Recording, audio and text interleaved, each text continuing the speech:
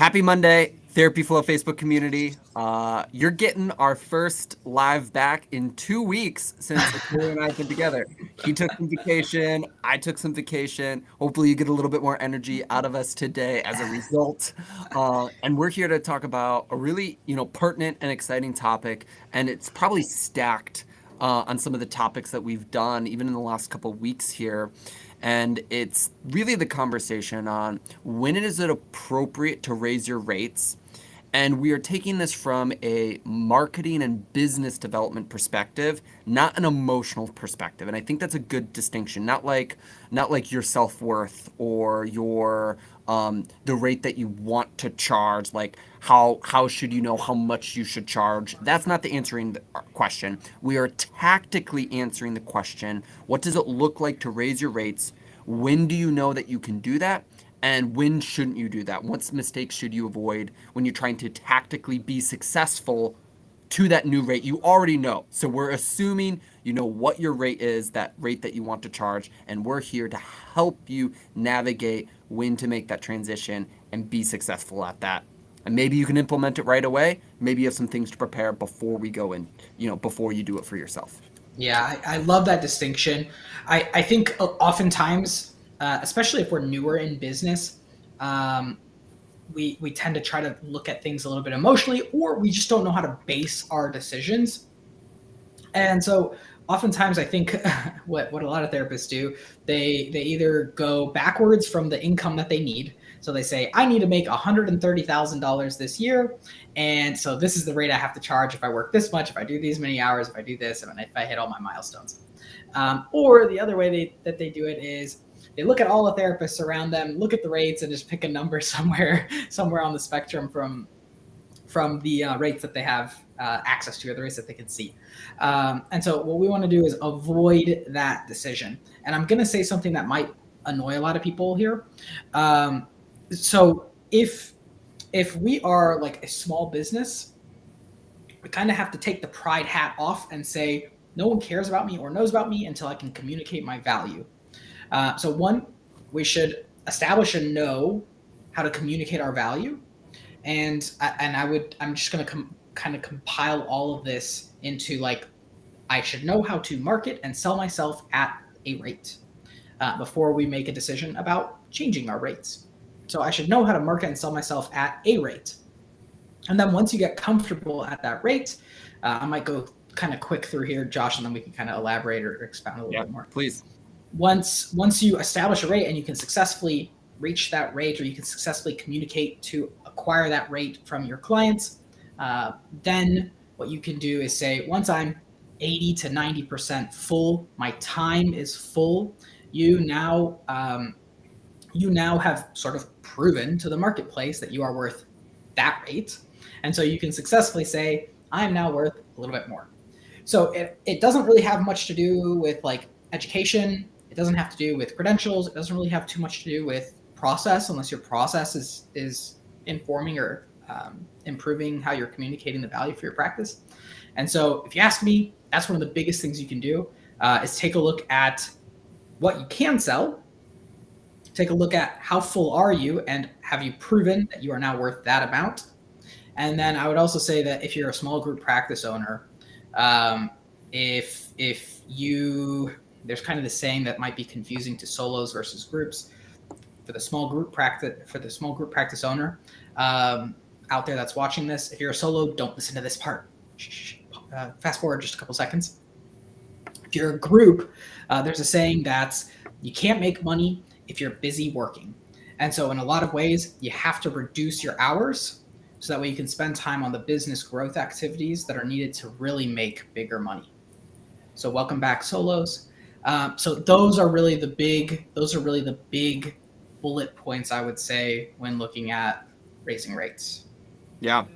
And I think to add into that a little bit, many of you, when you're thinking about raising rates, we have to first look at the source of your referrals to know if it's appropriate to raise rates. Let me share an example.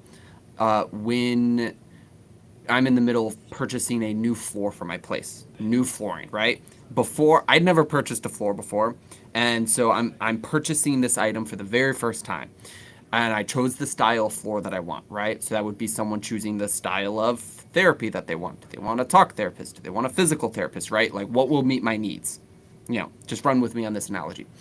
And so I chose the style of floor that I want. And then now I get to make a decision on what I want to pay for. Um, and it doesn't matter what my budget is. It in some ways does matter what the marketplace is when I approach the process. But I had to go from an uneducated buyer to an educated buyer to even know what I wanted, but that didn't change the price. And many of you think that your buyers are coming to you educated. And the reason why your credentials don't matter and your various additional certificates and courses and other things that you have don't matter and your license type doesn't matter is because the average consumer in the market purchasing therapy is purchasing an outcome or desired relationship, not not everything that you have. If the consumer is educated on your particular type of education, on what EMDR is and the fact that it can or should be more expensive than regular therapy, fill in the blank, then maybe that can affect price. But more commonly, that does not affect price in the market because the consumer is uneducated towards the price. And then from there, you have to look at the source of your referrals. So if you are getting all of your referrals from Psychology Today right now, that is very different than getting all of your referrals from Facebook ads, and how that user is interacting with you. And maybe, Attilio, we can break down why some users, if you raise your price, or some marketing outlets will not survive the rate change, right? So if you raise your price to a certain amount, 0 out of 10 people will convert from Psychology Today versus the 10 out of 10 that were converting previously before the rate change. Yeah, a lot of times we have to kind of acknowledge our surroundings too. I think people make a decision on, or maybe they never make a decision on whether they should be cash pay or insurance, and they're just kind of flying by the seat of their pants.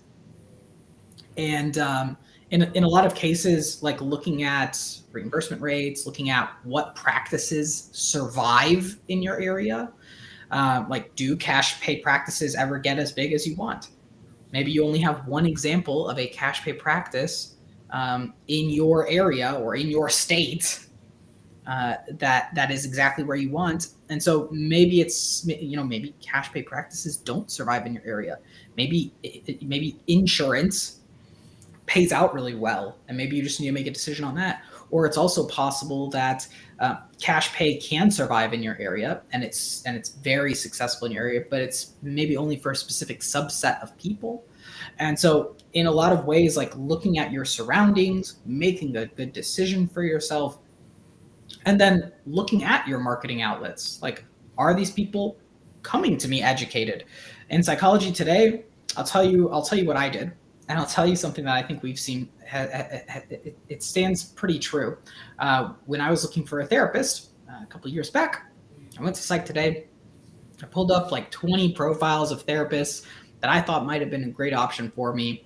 I will it down to like 5 after just kind of like going through a mental process in my head. And then, and so I was educated in that I kind of knew what was on their Psych Today profiles, and I saw the rates, and I saw some other things. However, I did not like know what any of the stuff meant. I didn't know if any of it was better or worse than any of the others. I was just kind of generally comparing a net of people against each other. And then I made a couple calls, and then only one person got back to me. And so that's the person I worked with. And so on Psych Today, people are a little bit more educated, but it doesn't mean that they're very educated. The people who are very educated are either sticking with their therapist, or they've kind of gone down the rabbit hole. They've done therapy before. That's a smaller percentage of the market. And I would say that 80 to 90% of the market are very cold, uneducated buyers. They're in between if they should try therapy or not for the first time. They're in between you or what makes you different than someone else. And so in order to kind of bridge that gap, we have to sort of speak to them a little bit differently. Josh, did that answer what you wanted there? Yeah, and I think that segue into kind of the next step in evaluating whether a rate change is available to, like when do you do this? Um, is your current structure, your current conversion process, right? Someone reaches out to me, I have a conversation with them, they turn into a paying client. Is that working? Is that keeping you full, or is that working from that source of clients, right? Is that working from my listing sites? Is that working from my website? Is that working X, Y, and Z at the Referrals from referrals, my referrals. right, at the volume that I already need, right? Because if you're in a situation where you have a half to mostly empty calendar, that means most of those sources are not working for you. And the problem that you should be trying to solve should not be your rate. Raising your rate will not fix a broken inquiry process, a broken marketing process, a lack of business, right? Charging more does not produce more conversations. It only makes the conversations you're already having more valuable. Charging more doesn't create more conversations. It only makes the conversations you're already having more valuable, right? So what we really have to zero in here is, are we having enough conversations? And from the conversations we are having from a source like our Psychology Today or our Facebook ads, are they educated enough that a rate change either will or will not matter to them in terms of having a successful sales process? Yeah, I'd continue on with that by saying, if you have inquiries and those inquiries are turning, and I'm talking about cold inquiries, guys, because sales to a referral is very different than a sale to a general website inquiry or even a Psych Today inquiry. Someone came from my Google ads. It's very different selling to a referral. Like, I'm proud of you for getting referrals, but that's very different. That's not controllable like some of the other marketing strategies you probably should have in place. And so if you can take those other marketing strategies, turn them into sales, and that's consistent enough that you get to 80 to 90% full, then it's time. You've proven your worth to the market. You've proven your worth to yourself and to your business. And it no longer is a risk. It's no longer a risk, really, to raise your rate. You free up a little bit of time. It gives you time back to work on your marketing and sales process again while you figure out the problems of your new rate. So how to sell your new rate. And then once you figure out how to sell your new rate, the inquiry should be consistent, right? Because you did a good job on marketing. So now you're just changing how you sell, you're changing how you present yourself, you're changing how you present your practice, and your rate will climb up to that new tier, that new echelon. Yeah. And if you want to see someone who's done this and processed, we've done a previous interview with Ilona. Just search for her in our Facebook group or maybe even on our YouTube channel. I don't remember if it's there or not, but definitely in our Facebook group. In about a 6-month time frame, she went from $100 a session to $350 a session. And she got full, and then people left, and she raised her rates for the new people, again and again, about $25 to $50 increments across a 6-7 month time frame. And at each section, two things to note. Number one, there was a point where she did start to raise her rates where her marketing and inquiry process changed, meaning she cracked the code on a different source of referrals that allowed her to really climb the rest of her rate, right? My marketing source can survive my rate change, right? And then she didn't systematically change the way she marketed any time after that. So she went from like 150 to 350 on the same marketing pool, on the same type of client that was contacting her from the same source. What did change is every time she raised her rate, she figured out the internal problems of how she was selling herself. It was a sales process, and she had to be willing, and you, if you want the same thing to happen to you, you have to be willing to take the time to improve your sales skills, your sales process, your staff sales skills in order to survive the rate change. Because she had a massive amount of tension when she went from 150 to 200 and 200 and 250, 250 to 300, right? The people didn't change. The inquiry sources didn't change, but she changed and her perception of herself having to sell at that rate changed, and she had to reconfigure in order to produce the value in the conversation at a high enough degree that that same type of person would still convert. So it's the correct time to raise your rate if you're ready emotionally to go head first into that challenge and improve your sales or your staff sales process. I'd I I think we touched on the first 2 bullet points really well for solos. I think the third bullet point, we'll call it, for small groups, group practice owners that are still taking clinical hours. And maybe you want to always take clinical hours. That's fine.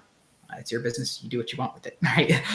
So if you always want to take clinical hours, 1, raise your rate to a point and then cap how many inquiries you take, or how many total sessions you allow for the marketplace.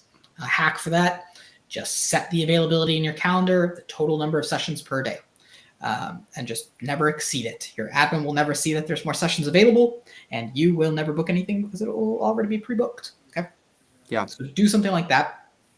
You want to have time to be able to do your notes, be able to do whatever you need to do, but then handle all the business situations, all the business fires, etc. So use your gut for that. To just kind of work your way out. If you're the group practice owner who absolutely hates clinical work, or you're tired of it and you're totally never want to deal with it again, and you like the admin, the bill, like whatever it is that you like doing, maybe just running a great practice, putting together a great program, whatever it is that you really like doing, raise your rate, or don't raise your rate, remove yourself, hire the therapists, right? That just have their rates set that way. So raise your rate to kind of use it as a weeding out tool for your hours and kind of be selective on the people that you can take or that would even be available to work with you. Yeah.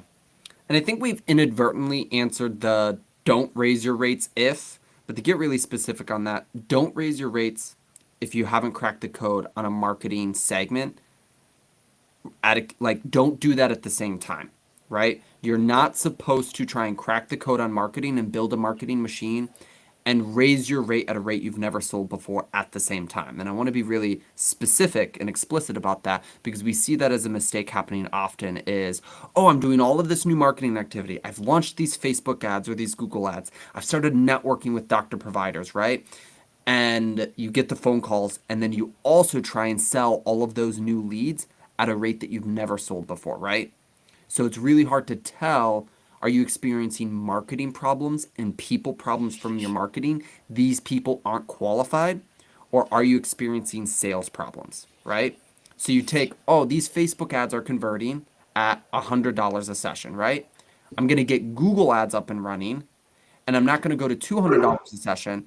I'm going to say, let's convert 10 of these people at $100 a session from the Google ads as well, because I'll know the market segment, the people who are applying work for this demographic. So if I do raise my rates, I'll have bandwidth to understand what the problem is and how to improve. Because if you do it at the same time, there's just too many variables for you to successfully deduce what went wrong if it does go wrong. And typically it does when you try and do it both at the same time.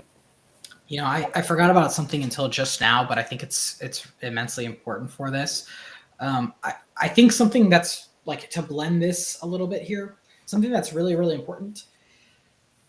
Therapists, as therapists, y'all have an amazing, we'll call it like connection and amount of time with your clients. Like, think about someone who's selling like widgets online on an e-commerce store, or maybe like selling something. They are not sitting down and getting to know their clients to the level that you guys are.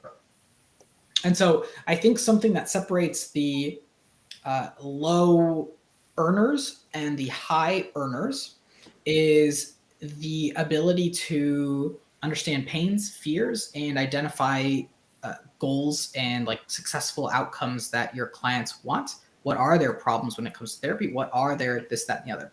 And the way that this kind of ties in is, if you're struggling with marketing at a lower rate, if you're struggling with sales at a lower rate, there is a high chance that you are not able to communicate, or you are just not communicating pains, fears, desires, problems, whatever the combination is.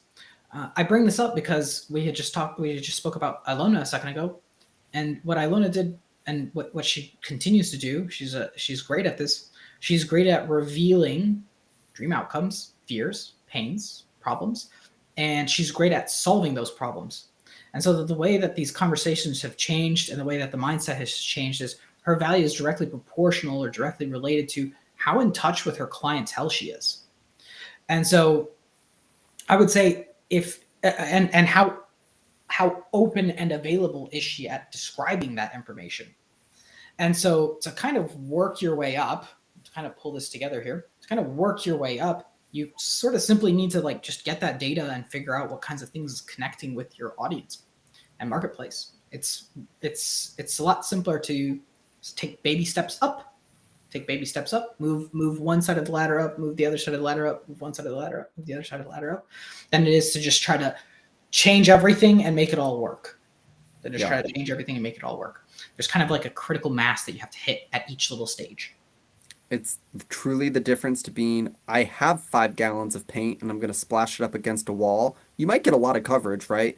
But you'll splash a lot of other places you don't want and you won't get full coverage versus going roller by roller or brush stroke by brush stroke to systematically get the whole wall done. So, and that's how the business is built and that's how rate changes happen. Obviously, if you're an insurance-based practice, a significant amount of what we said today does not apply to you because you don't have the control over your rates as much. And so the other thing to consider, and we see this all the time as well, don't raise your rates, aka don't become a cash pay practice if you're an insurance-based practice. If your marketing indicates that all the people who are contacting you and reaching out to you are only coming to you because you take a certain type of insurance and you have never worked on your sales skills before. Now, that was a couple different segments, so I'll break it apart one more time. If you are an insurance-based practice who has never successfully converted cash pay clients and you're trying to become a cash pay therapist for the first time to increase your income, right? You will most likely be unsuccessful if you think that, if I just drop my insurance panels and I take the same inquiries who are already contacting me, will pay cash. You have to interject a new skill into there, a new source of referrals, a new type of marketing, a sales process, and a new type of sales process that will convert people who thought they wanted to use insurance and will no longer use insurance, right? So a new source of referrals or a new sales process, or you have to fundamentally change the configuration of how you show value in the marketplace as a business in some different and fundamental ways to make that transition. It's a very different business. It's super successful if you're willing to go all in on it, but I think more clinicians should figure out how to make insurance successful for them and reduce the burden and the barrier to being an insurance-based practice, because it is a headache. It is a lot of admin. It is fill in the blank a lot of other things. But there are other ways to create upside, turn the greatest weakness into your greatest strength, so to speak. And being a cash pay therapist might be one of those, but it might not be. Yeah. One last thought. Guys, you can be successful in either path, but you do have to choose a good path. So choose the one that's right for you, because you can be successful and you can reach whatever it is that you want. So I think we just wanted to show some of the good decision making we've seen people make and some of the bad decision making we've seen people make. But to be clear, you can be successful with insurance. You can be successful with cash pay. It's just different configurations, different problems that you will need to fix. Yep, 100%. That's